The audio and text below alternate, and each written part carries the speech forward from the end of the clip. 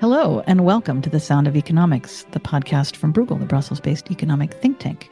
Today is a very special live edition. We are coming to you from the U.S., from Berlin, from Brussels, to talk in real time about what just happened in the United States. There was an election, you may have heard. Former President Donald Trump has been reelected. And now we turn to the policy matters of what this will mean for Europe. I'm your host, Rebecca Christie. I'm a senior fellow here at Bruegel. I am joined by my fellow Bruegelians, Heather Graby, Guntram Wolff, and Fiona Scott Morton. I will remind all listeners that Bruegel does not have a house view, so we are all speaking for ourselves, not for the organization or for any other organizations that we might be affiliated with. With that out of the way, let's get into the conversation. By the way, we also have live Q&A at Slido. The hashtag is elections24. Fiona, you're in the U.S. What's it like? What do you think? Well, I think your reaction depends on which side of the Gulf that we have over here you're located on. I'm sure some people are ecstatic.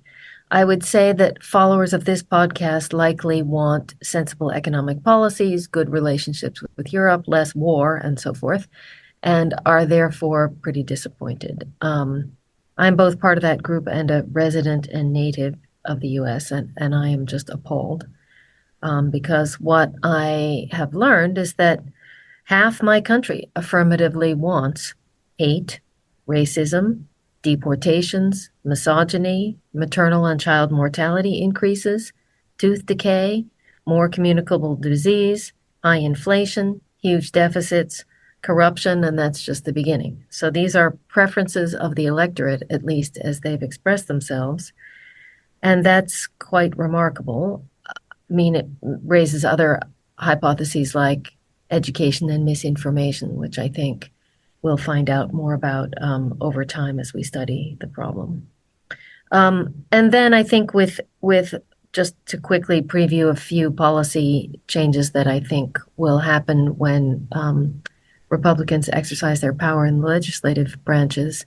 The first item will be tax cuts for the very wealthy. That's what Americans always do as the first thing when Republicans are in charge. Perhaps not paid for, but if paid for, that would be with tariffs. I think that's what Trump has said many times, and that, of course, would cause the burden to fall on regular Americans and set off an inflationary jump.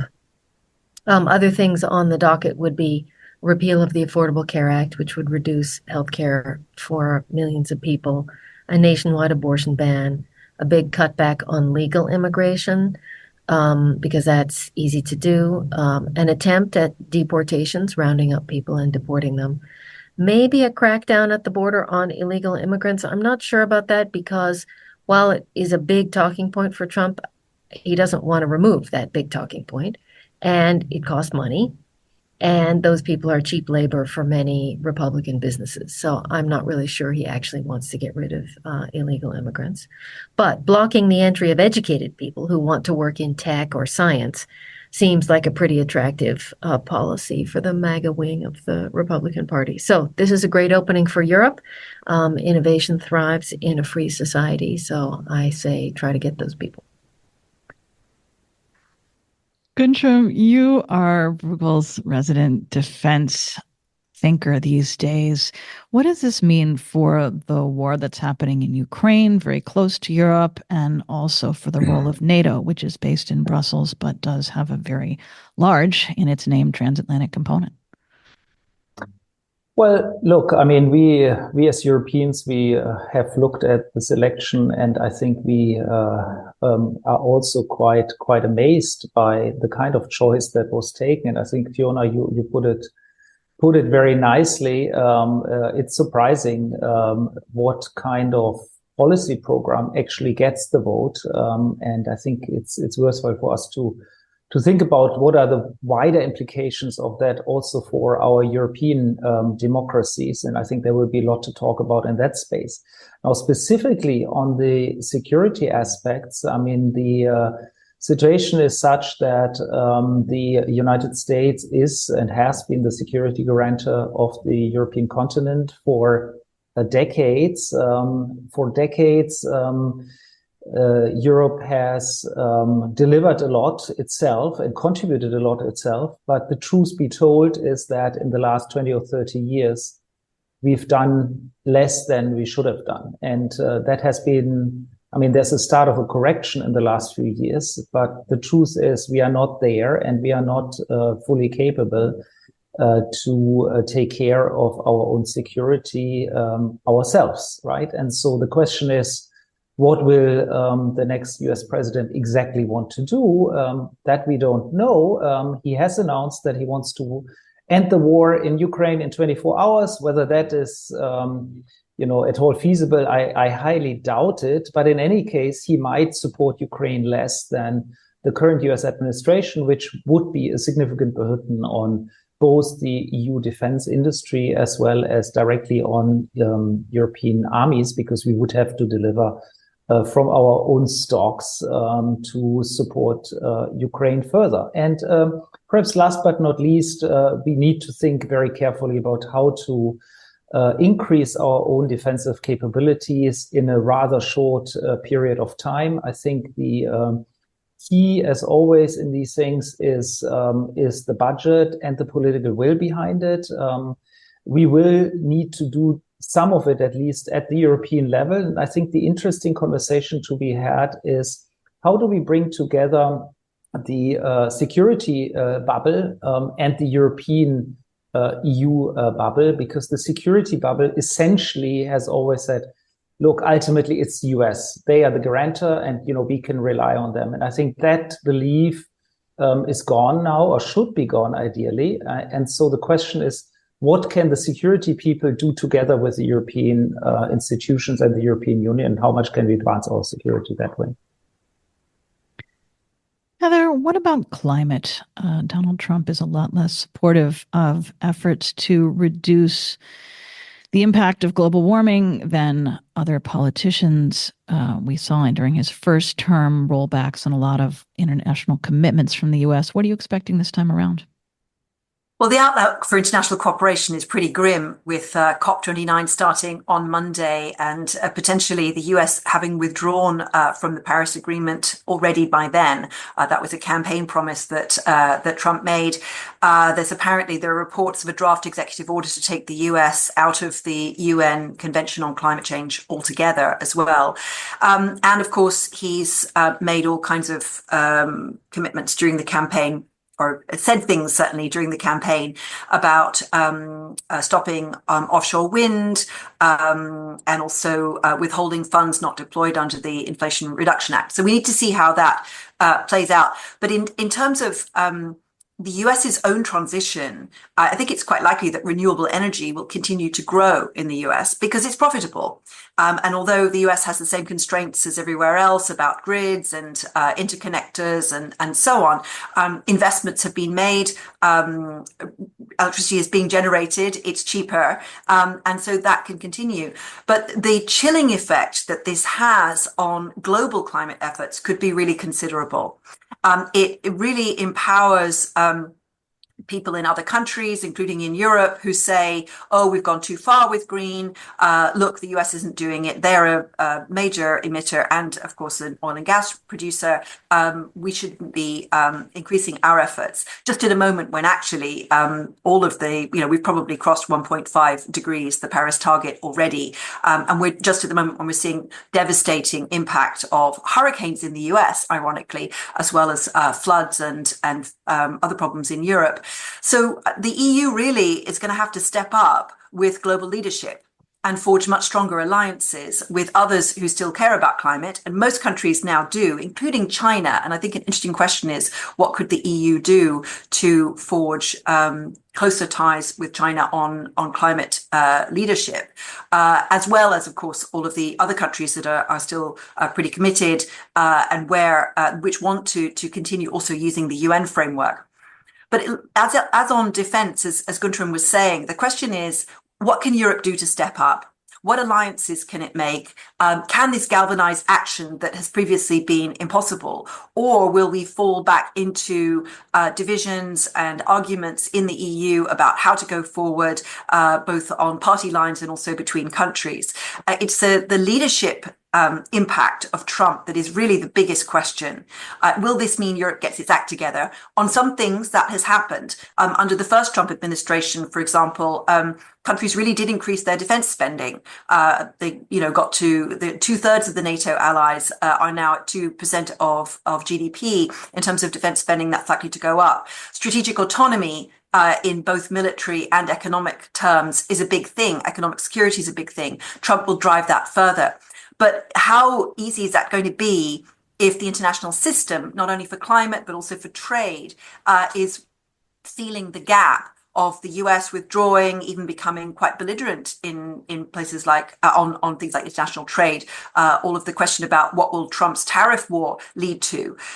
These are questions where the EU is going to have to be united and come up with a common strategy really quickly. And this is just at a moment when governments in Paris and Berlin are weak and when a new term is starting. So it's a big challenge politically. Is there anything that the world can do at this COP, the last one where Joe Biden's administration will be representing the U.S., to prepare for these inevitable changes? The nationally determined contributions that countries are putting forward will be really important. And I think also just reminders about the climate science that we're starting to feel really devastating impacts of climate change already, and highlighting that this isn't just a one country or one region, but it's globally. Everybody is going to be facing more and more climate impacts and the huge damage to their economies that are coming from that and that would come from more inaction. That, I think, is the most important thing, and to get countries to continue to pledge that they will continue the course themselves because they can see the impact it's having on their countries as well as on the global climate. Fiona, we've already got a question for you asking how you think the CEOs at top companies, many of them in the US, will be briefed on the coming changes. Any predictions or analysis there? Yeah, I think that one is pretty easy to predict. I think probably most CEOs have already been back channeling to the Trump administration and saying friendly things and trying to hedge their bets. We had this interesting problem of asymmetry in the rule of law, where CEOs knew that if they sucked up to Trump, that would help them a lot if he were elected, whereas the Harris administration would use the rule of law, and so saying nice things to Harris wasn't going to change how you got treated one way or the other. So I think many corporations have planned ahead. I would say on competition enforcement, we should expect to see less following of the rule of law for two reasons. One is the usual traditional Republican preference for corporate profits over consumer surplus. But now we have an additional reason that whoever influences Trump is going to determine policy rather than just the application of the law. So, for example, in any given case, one would want to check if either a corporation that was a defendant or one that was benefiting from the enforcement action is a company run by one of the bros on the Trump side, or has a relationship with Musk, or has a media property. So, for example, let's think about the FTC's monopolization case against Amazon. Amazon is run by Jeff Bezos. Jeff Bezos competes against Elon Musk in rockets. So I imagine that case will continue to go forward because Musk will want Bezos to have to face that pressure. Apple might be deemed a liberal corporation, and therefore the lawsuit against Apple might continue, or we may see Apple offering some kind of privacy change, like allowing the Trump administration to jailbreak handsets so that they can get their case dropped, that kind of thing. I think initiatives like the FTC's ban on non-competes would likely be dropped because those just help workers in a general way, and this administration, the incoming administration, would not be making that any kind of priority. Indeed, the opposite, that would be interested in making workers earn less and corporate profits be higher. So I think that's the rough overview. I mean, a likely corruption in that way, and likely very targeted enforcement.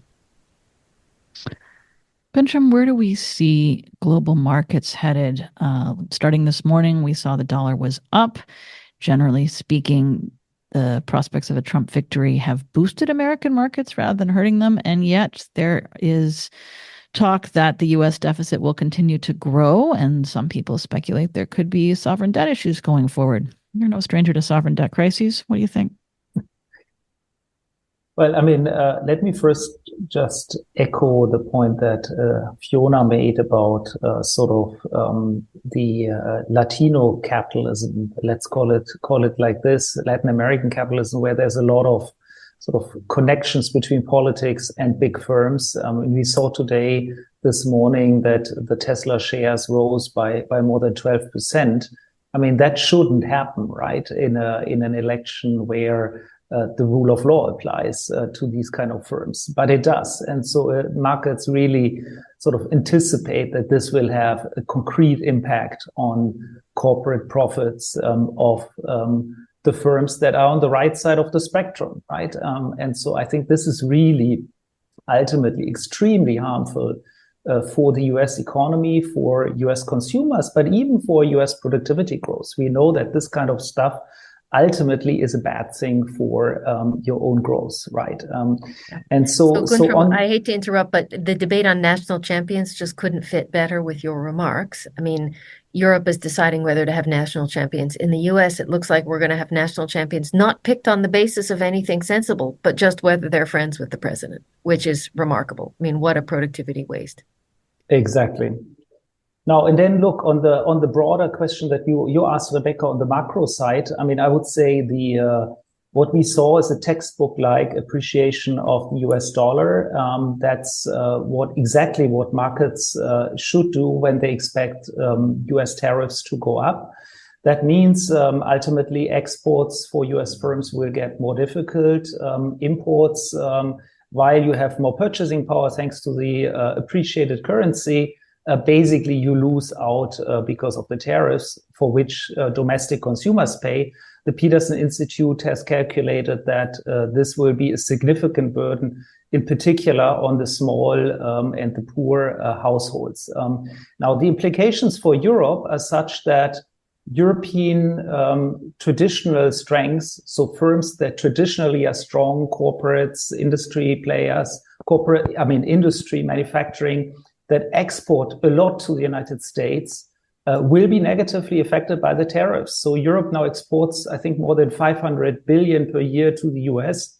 That's a really big number, and it will be directly impacted on by the tariffs. And so the real economic policy question for Europe is, what do we do? I mean, how do we replace some of that lost exports in a moment when China will face even higher tariffs and therefore will redirect some of its export surpluses to Europe and to the rest of the world. So competition will just go up a lot for industrial goods, and that's bad news for European firms. And I think my interpretation and my recommendation is that European firms need to modernize and go towards a more domestic demand, reducing their reliance on exports ultimately. We got a question. Will Lina Khan continue in her position? And given that she's holding an expired term for a change of administration, it seems pretty likely that the new administration will want to put in their own person. So thank you, questioner, for asking that.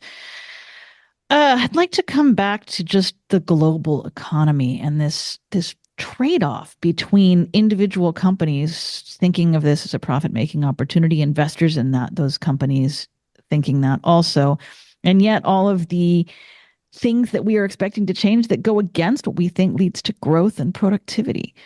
Heather, do you have any thoughts on how to square that circle in our heads? Well, there's a huge problem with policy becoming more and more unpredictable. of the, policy often changes after elections, but it's changing so dramatically between one American election and the next. And that really inhibits investment, especially of the kind of long-term investments that you need, for example, for the energy transition and for infrastructure. I mean, a lot of American infrastructure is really old and really rickety, not only for energy systems, but also airports and all kinds of other things. So these kinds of investments, both by the private and the public sector, get inhibited. And that, of course, does have an impact on productivity over time because the capital stock gets eroded. There's also the question about longer term, what does this mean for American human capital if the education system is, underfunded?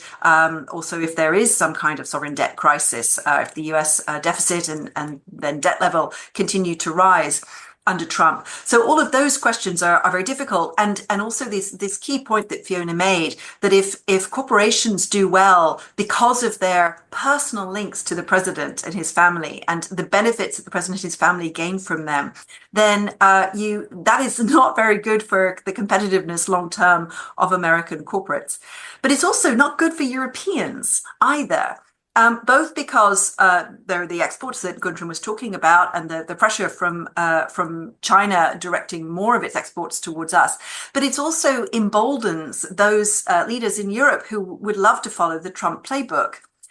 Who want to erode the rule of law, who want the executive to be have primacy over the courts, so to erode checks and balances and have all-powerful executives, and especially to tighten the nexus between politics and companies, politics and the private sector. Now, the EU has been a big break on that because it's a community of law with really strong provisions to ensure the continuing implementation and enforcement of EU law. But of course, there comes a point where that whole system starts to break down if enough leaders are playing that game. And the problem is we do see something of a contagion effect. If it's one or two relatively small countries, it doesn't make a big difference. If it becomes the name of the game in more countries, then the EU as an entity, its community of law starts to break down. So I think we watch this with a great deal of trepidation. It's not just American democracy in terms of elections that's at stake, it's the rule of law as the underpinning of a sound economy.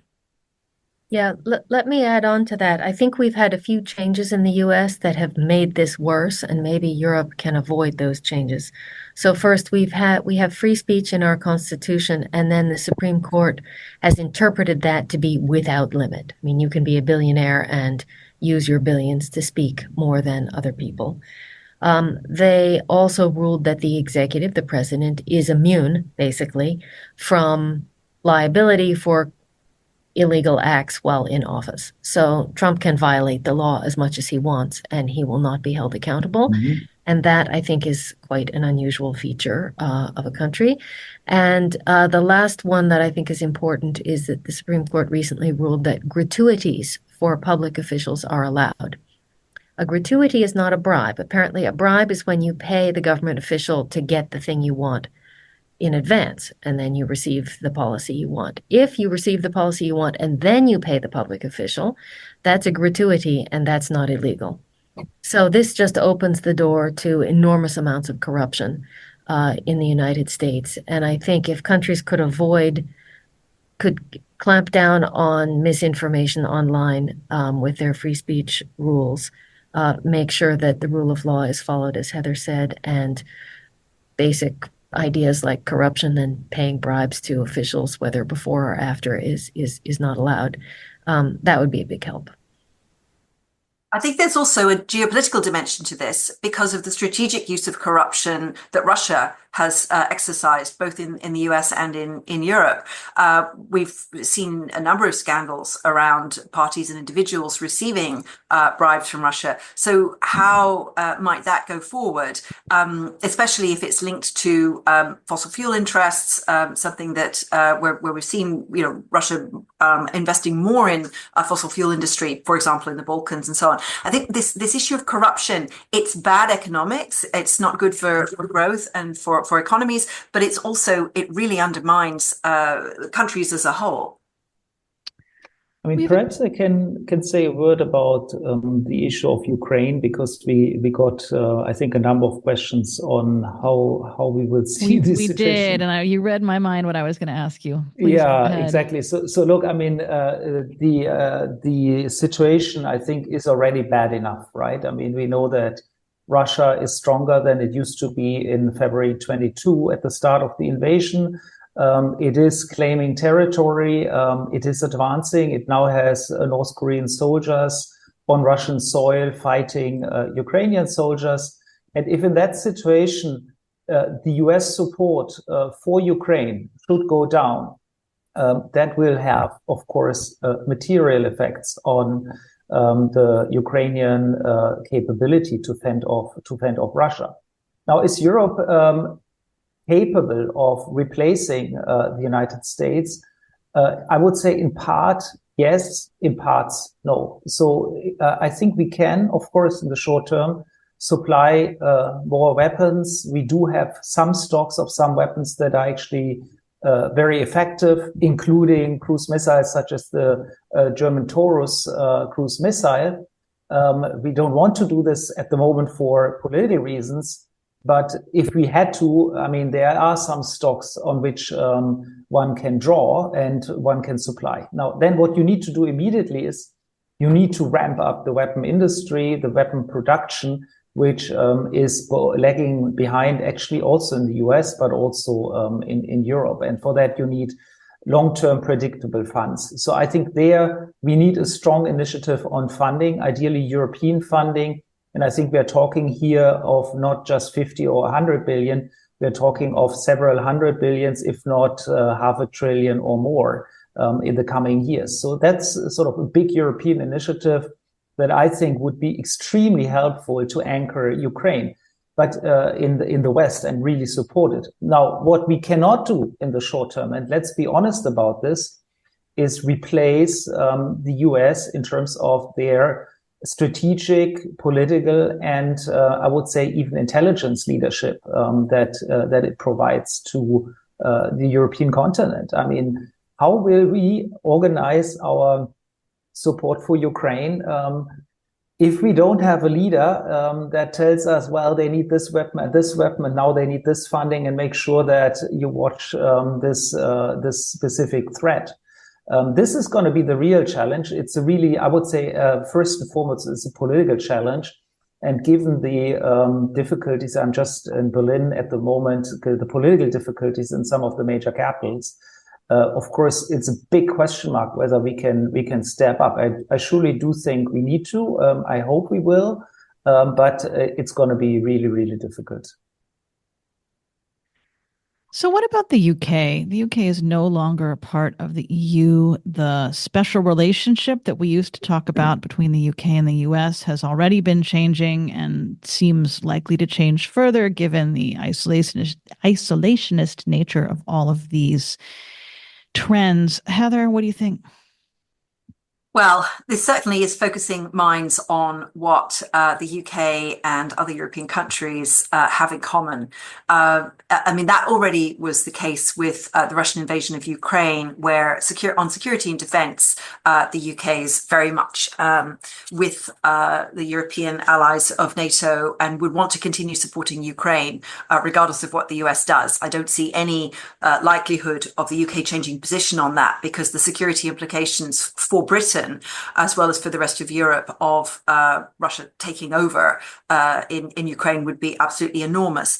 The question is in what fora and what kind of shape the cooperation might take. There's already been some talk about having some kind of security agreement between the UK and the EU. I think there are many opportunities for aligning on procurement and on some of the strategic questions about how to equip Europeans as well as equipping Ukraine, because it's about ensuring the continued support to Ukraine in terms of weapons, but also restocking in among the other NATO allies in Europe.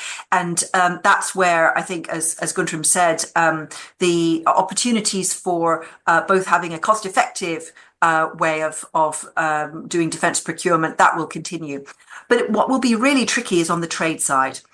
because Trump is very transactional in his approach to trade, and he likes to use tariffs as a negotiating gambit and to try and peel off one country by offering a special deal. It's possible he may try and link tariffs with security, that he may try and do some kind of trade security deal saying, okay, I'll protect you from my tariffs, or you'll get fewer tariffs if you come with me on one issue or another. Or I will do a security deal just with you, but not with the rest of NATO if you come with me on a trade war, for example.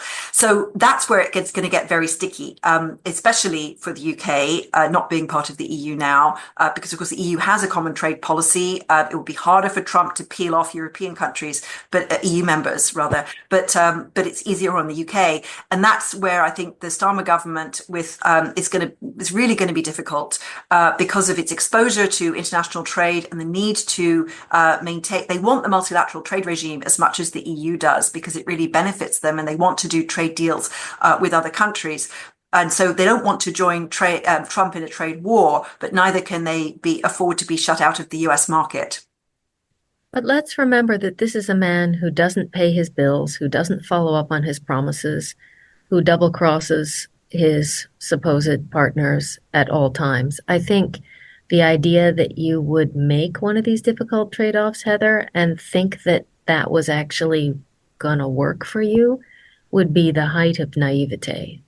I mean, I think the only thing to do for the UK is to stick to Europe, to use this emergency as a reason to change policy a bit more, embrace Europe. I mean, we have, Guntram talked earlier about intelligence, the Five Eyes. If Trump is busy on the phone with Putin, I don't know that the Five Eyes, the other four, want to share with the US, but the UK is part of that, and maybe there needs to be the Four Eyes plus the Netherlands or something, and just make a new security framework because the US really can't be trusted.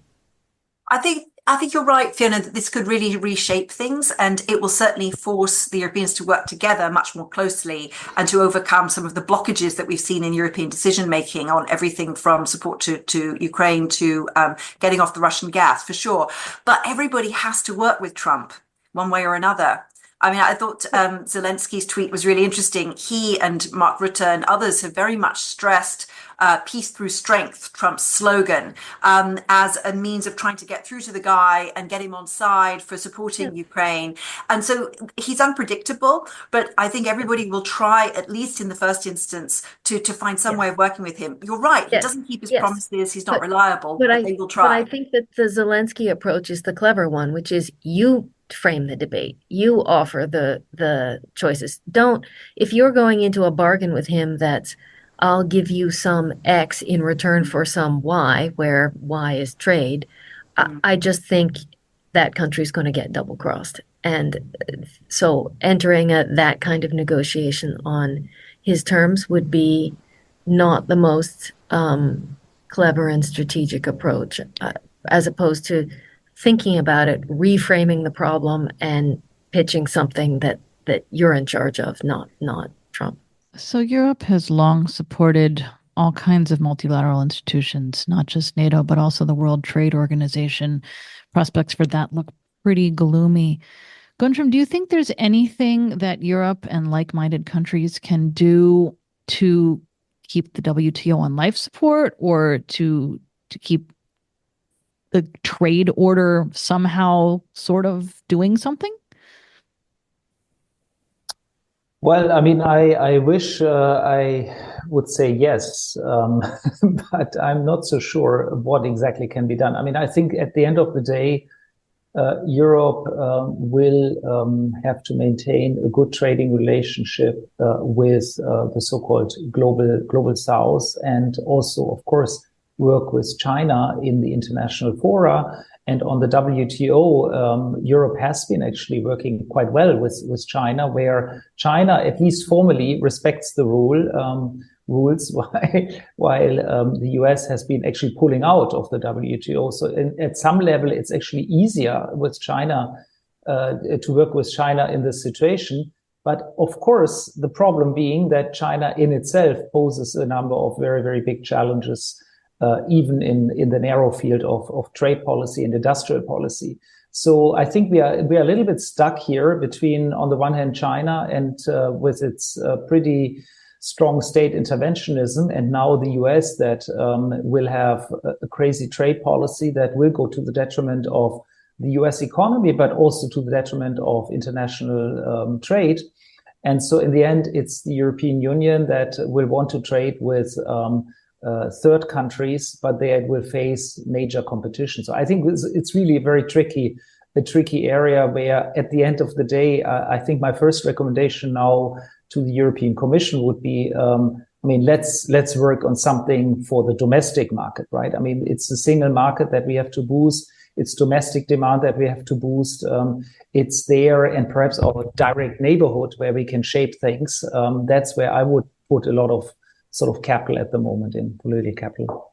I would like to second that, Guntram. I think that's what the Draghi report says to do. It's what the Letta report says to do. It's obviously the right thing to do, but it's politically difficult.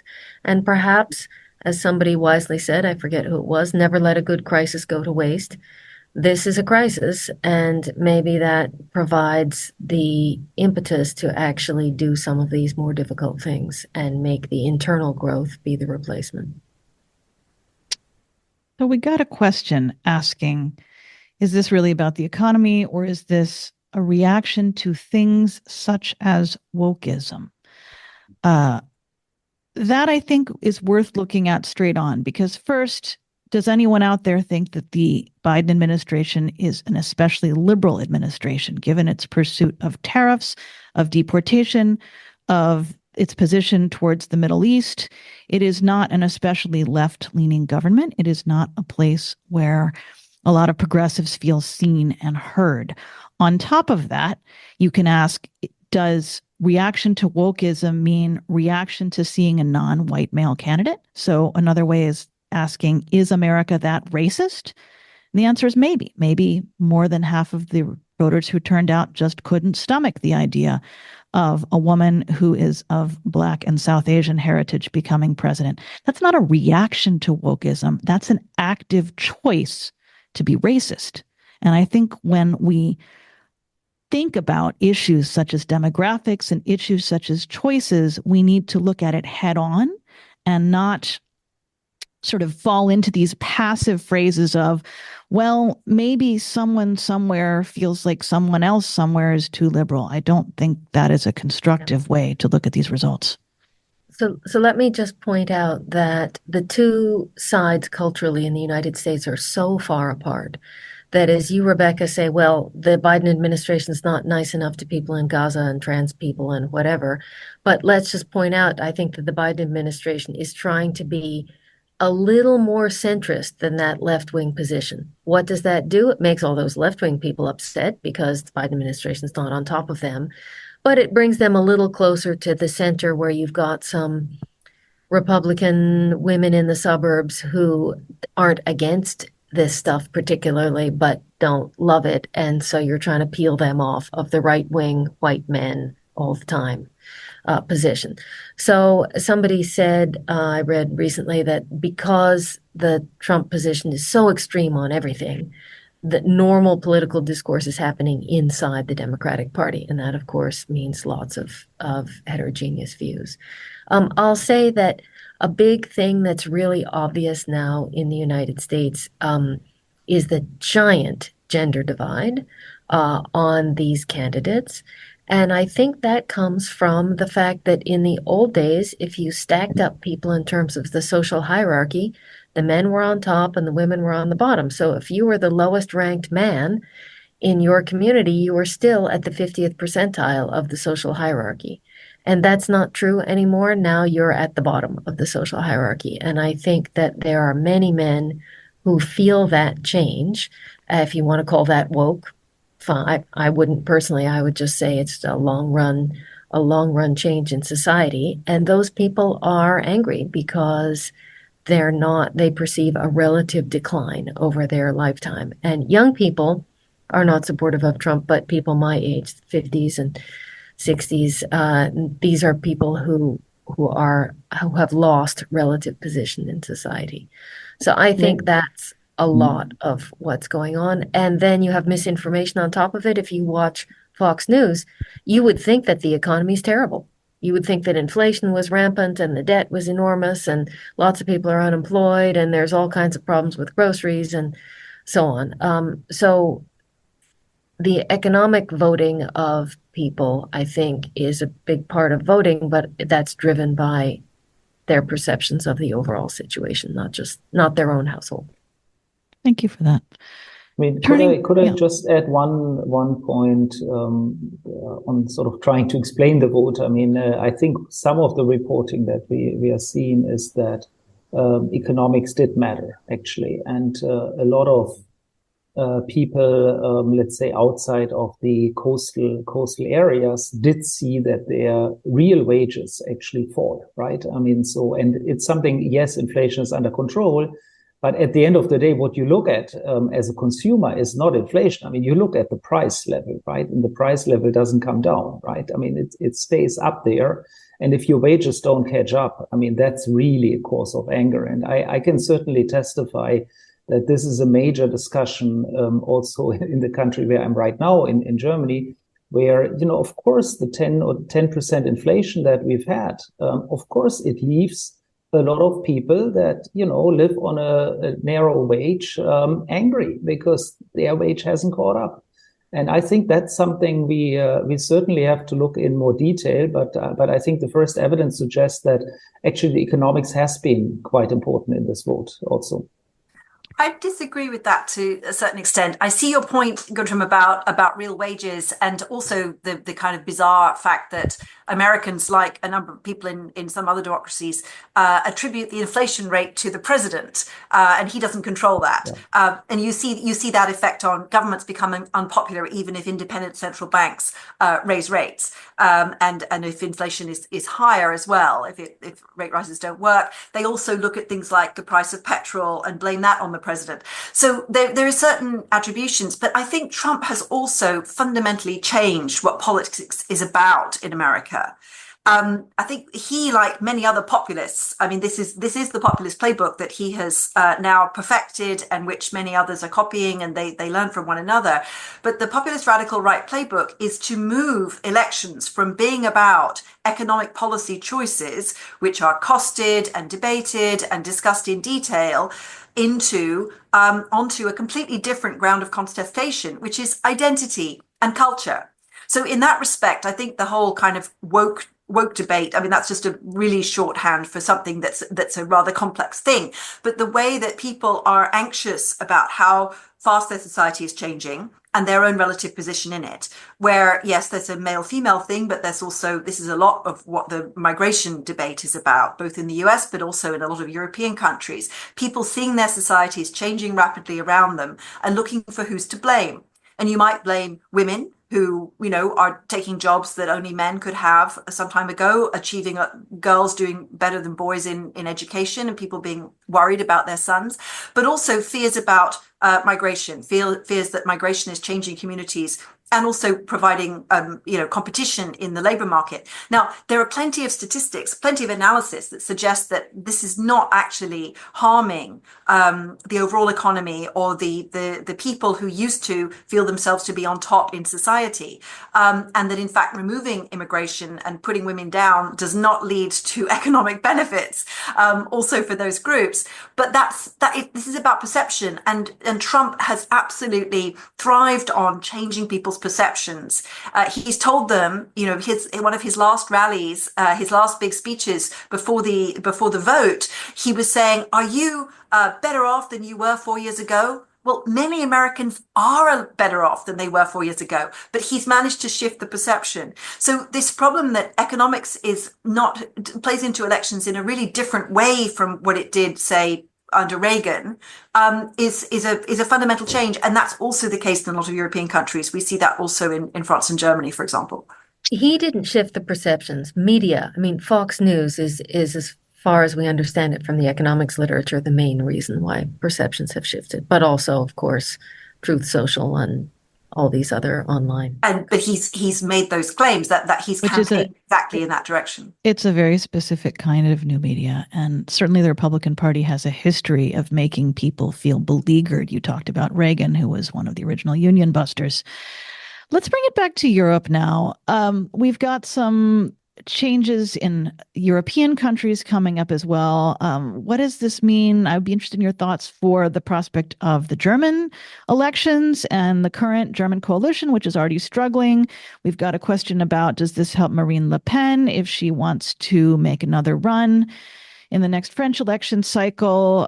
We have many elections going around, and it's hard for Europe collectively to take a leadership stance in the world when the leadership here is changing so much. Guntram, what do you see in Berlin?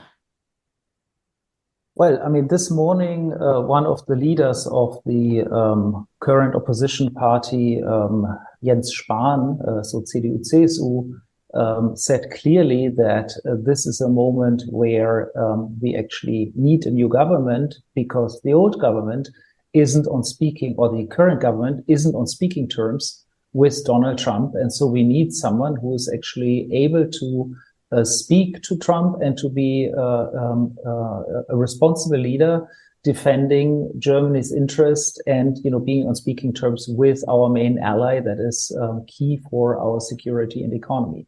I know that, of course, some in the current coalition think the same way, perhaps at least think the same way, including the liberals that at the moment are sort of in a pretty big fight over the future of this coalition government. Now, whether in the end this coalition will fall because of Trump and because of all the problems they've had anyway, or whether, on the contrary, because of Trump, they will all pull together and say, okay, let's sort of try to fix this in the next year. I mean, this is anybody's guess. I think nobody can really predict it.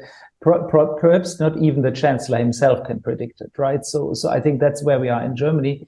In France, I mean, on the broader prospect of Le Pen victory, I mean, I think what the main problem of Trump for the European continent is that he will actively support fringes or extremist voices, or even now I mean, Le Pen is not fringe anymore, right? I mean, so people that do want a different kind of union. He does not believe in multilateralism. He does not believe in constructions like the European Union. He believes ultimately, I guess, in the nation state, and he will support all those that are actually supportive of the nation state, including Marine Le Pen. Steve Bannon, under Trump 1, actively visited and supported right-wing parties throughout Europe. And so I think that this will continue, this kind of policy. And yes, it will have an impact on the future of the European Union, a future that will be shaped also by these kind of forces. So yeah, I think it's pretty significant for the European political landscape.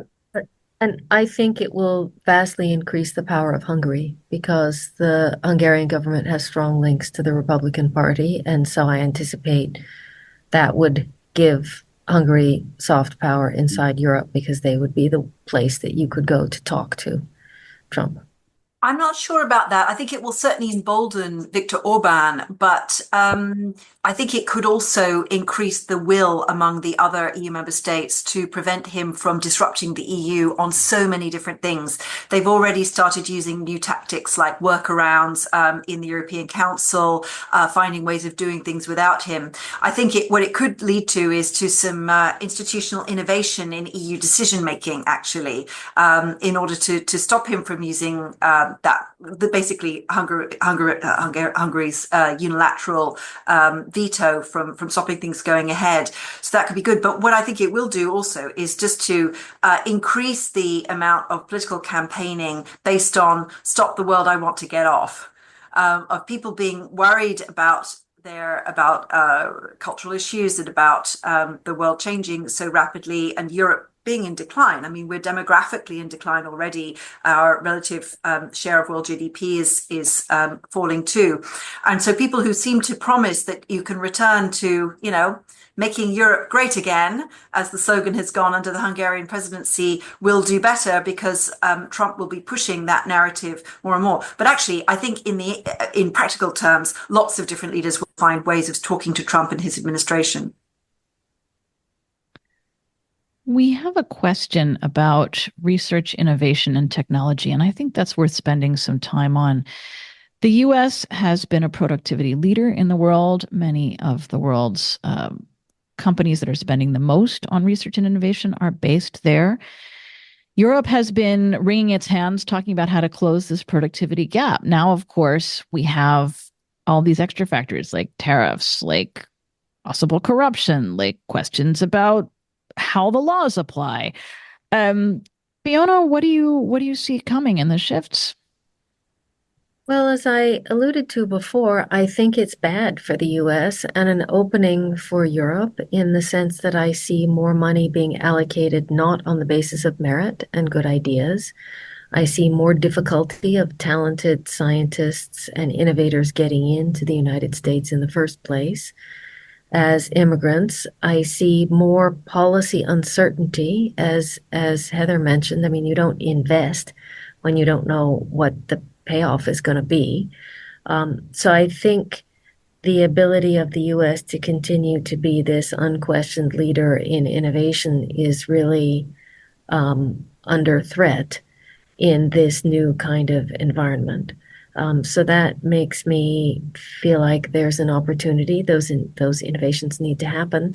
If Europe can create the policy stability and fix capital markets so that capital can flow a little easier, and also immigration, the ability, if you have talent, to set up shop in Europe, I think this would be a great opportunity because many of these high-end talented people are not doing this strictly for money. They want other things like education and parks and a free society and easy, clean air and stuff.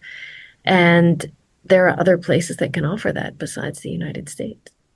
I mean, can I just add to this? I mean, I think the opportunity is there, but it's very unclear that at the moment, at least, we have the conditions to really seize on the opportunity, right? I mean, it's the capital market that you mentioned, Fiona, which I think is absolutely central and where we continue to perform really badly despite talk to the contrary.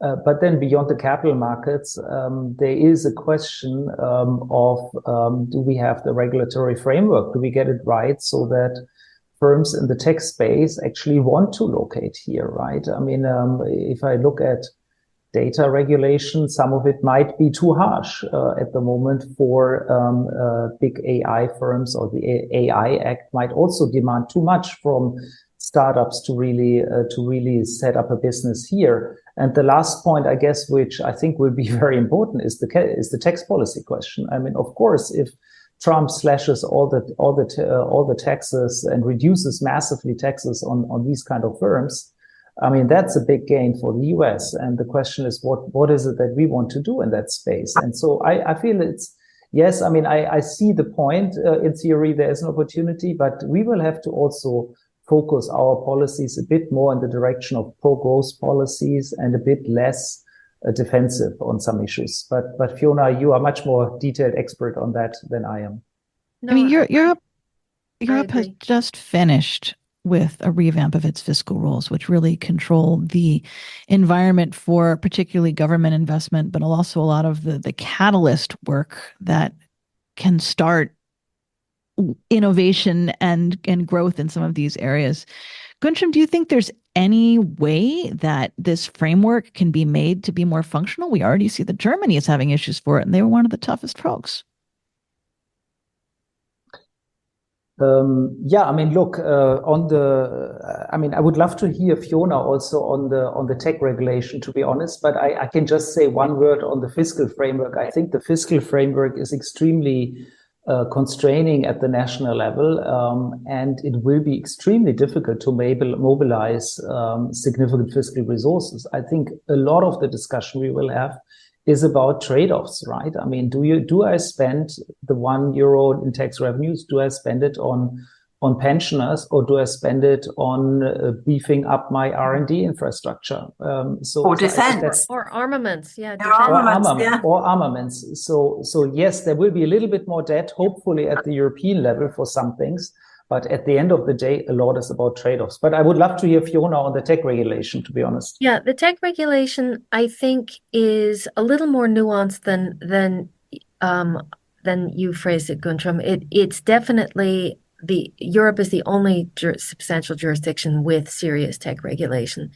But the way I see it happening is it's not sufficiently pro-productivity. So, for example, let's just call privacy a fundamental right, ban lots and lots of things, and don't at the same time set up a mechanism by which a business model that uses personal data that was a safe, non-exploitative business model could be allowed to work. So I don't want anyone taking my data about my religion or politics or sex life or whatever. Let's leave that aside. And think about whether I went shoe shopping yesterday or it's lunchtime and I like a certain kind of food. Am I willing to share that kind of data in exchange for some benefit? So that instead of just giving the personal data to Google or Facebook and having them take it and turn it into profits, instead they compensate me for access to some personal data. So what happens to generalize, a little bit of what these regulations look like to me is we're going to ban lots of stuff to protect consumers without thinking on top of it, how could we make a business model for firms that was a halfway point? That is to say, banning the exploitative but allowing the productive. And if you don't do that second thing, you're leaving a lot of money on the table, and you're also chasing away firms whose business model is advertising. That they want a way to do that safely. And my analogy here is to labor markets. People say, oh, data is a fundamental right. Well, your labor is also your fundamental right. And we allow people to sell their labor, but we have a lot of regulations. We don't allow children to sell their labor. You can't be enslaved. There's overtime. There's health and safety. There's an awful lot of regulations around it. And we could do the same for personal data if we wanted those markets to work. And right now, they just don't exist. The productivity model is really helpful to me in thinking this through. So thank you for that. We've got 4 minutes left. So I'd like to do just a short round robin. Because we're Bruegel, we're going to focus on the economy. So I'd like each of you to pick one economic thing you think Europe can do constructively to work with this in the next year. Heather, start with you. Definitely savings and investment union. And in order to mobilize the capital, and also to complete the single market so that we have the leverage globally, not just with the US. This is our biggest strength, and it's the thing that we still have that Trump can't take away from us. Yeah, I think use the crisis to borrow at the European level and to knit back together with the UK in some substantive ways on defense and security and trade. Guntram? So I agree with those two, and let me just add perhaps the opportunity to attract some of the businesses, both in tech, but perhaps even more importantly in the green space. That was the best closing round I've ever done on this podcast. Which and the means workers that go along with those, I would We've add. actually got 3 minutes left because this is a live podcast and we have a slot. So does anyone have a thought they would like to add, or shall I put one of you on the spot to finish us out? I think it would be useful just to consider, where do we want to be in 5 years' time? At the next American election, could we be better prepared the next time around? Well, yeah, one thing is to get our act together on finances. So to have an EU budget that's reformed to where it can really contribute to R&D and innovation and spend less on agricultural subsidies and make those greener. To have our own green transition really working in a way that attracts business into the EU, because we have really nice, stable policies and good investments, and that is itself attractive for foreign direct investment, and in that we actually have a working relationship with other countries that doesn't depend on the US, where our strategic autonomy in Europe is both about the alliances that we can build, which may be against Trump on some things, but it's also strategic autonomy because we've got both the fiscal wherewithal as well as the defense wherewithal to go it alone without the US. That may mean some joint borrowing. It certainly means that we have to find better ways to work together and not allow divisions in the EU. Thank you so much. We've got Heather Graby, Fiona Scott Morton, Guntram Wolff. I'm your host, Rebecca Christie. You've been with us for a special episode of The Sound of Economics, the podcast from Bruegel, coming to you live from Brussels, Berlin, and the United States. Have a good day.